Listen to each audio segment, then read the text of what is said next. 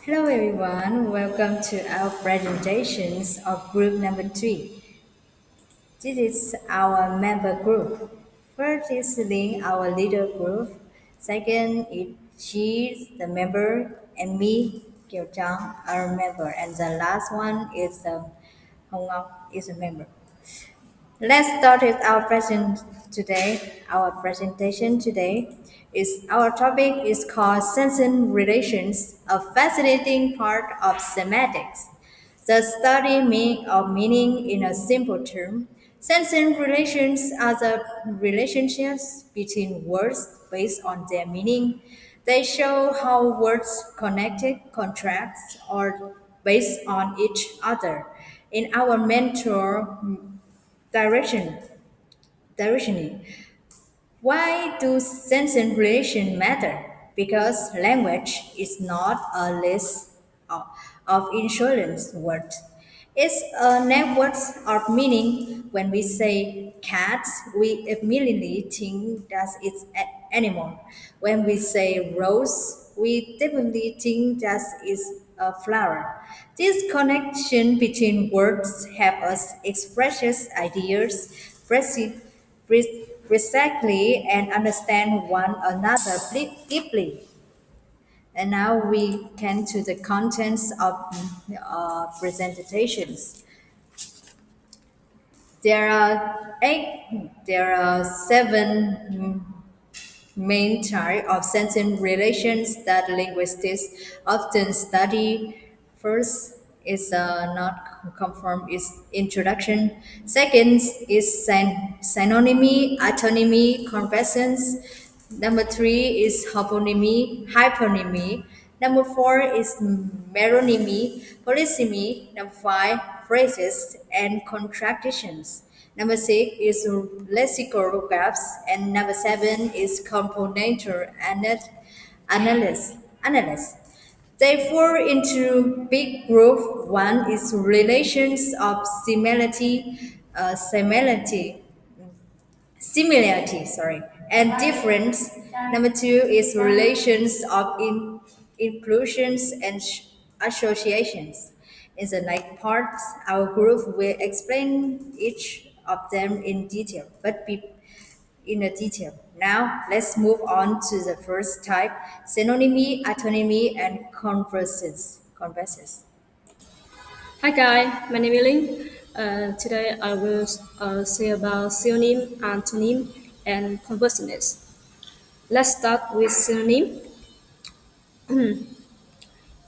You can see on the screen, um, synonym is a relation of similar meaning.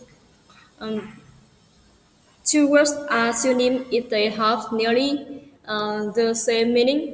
For example, begin and start, uh, big and large, smart and intelligent.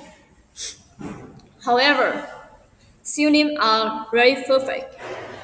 They differ in emotion, context, or formality.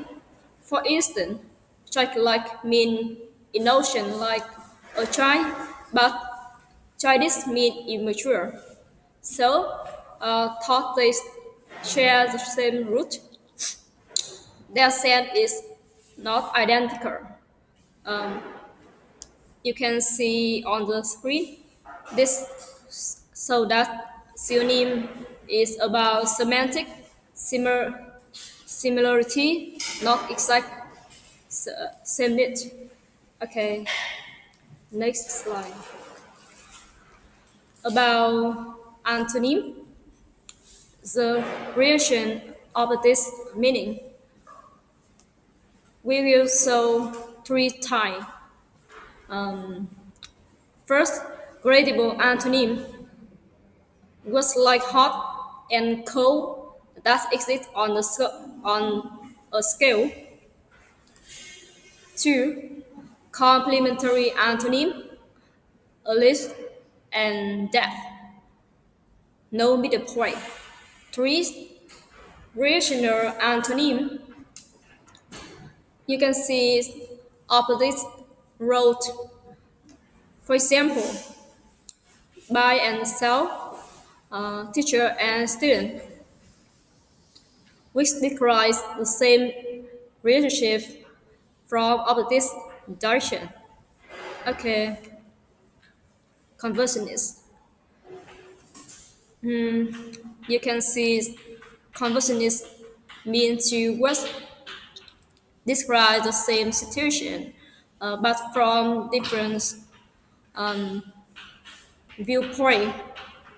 For example, if Tom gives a book to Mary, Mary receives a book from Tom. I will talk summary about synonym. The meaning flip, but the situation stay the same. So synonym show connection. Antonym, antonyms show contrast, and conversionists show perspective. It together they form the balance of the meaning in logic. Okay, Hi guys, my name is Chi, and next batch in this presentation, I will focus on four key types of sense relations: hyponymy, meronymy, semantic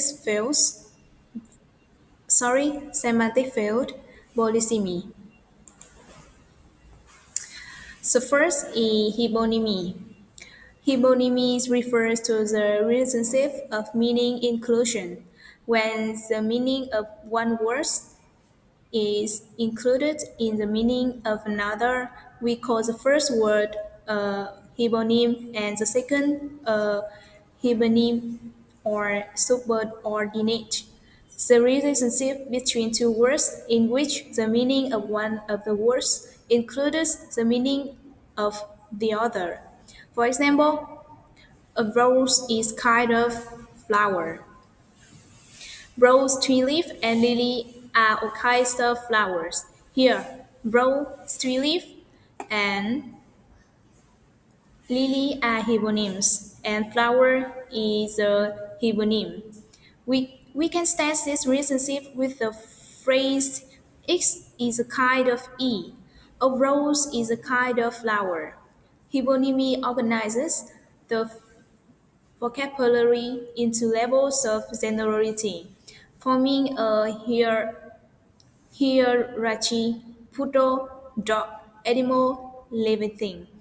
Each level becomes broader and more abstract. Understanding hyponymy helps us see how meanings are categorized in language from specific to general, which is fundamental to the structure of our mental lexicon. And next is meronymy. Moving on, we have meronymy, which represents a possible relationship between words. If hyponymy is about types, then meronymy is about parts. For instance, well, wheel is a part of a car, finger is a part of a hand, and page is a part of a book. In the examples, wheel, finger, and badge are meronyms. Wig, white car, hand, and book are helonyms. We can test this relationship with the phrase part of. Oh well is a part of car, a chapter is a part of book. Meronymy helps us understand how language mirrors a structure of real work objects and how we perceive things as a collection of smaller components. It complements hyponymy by focus not on category but on opposition.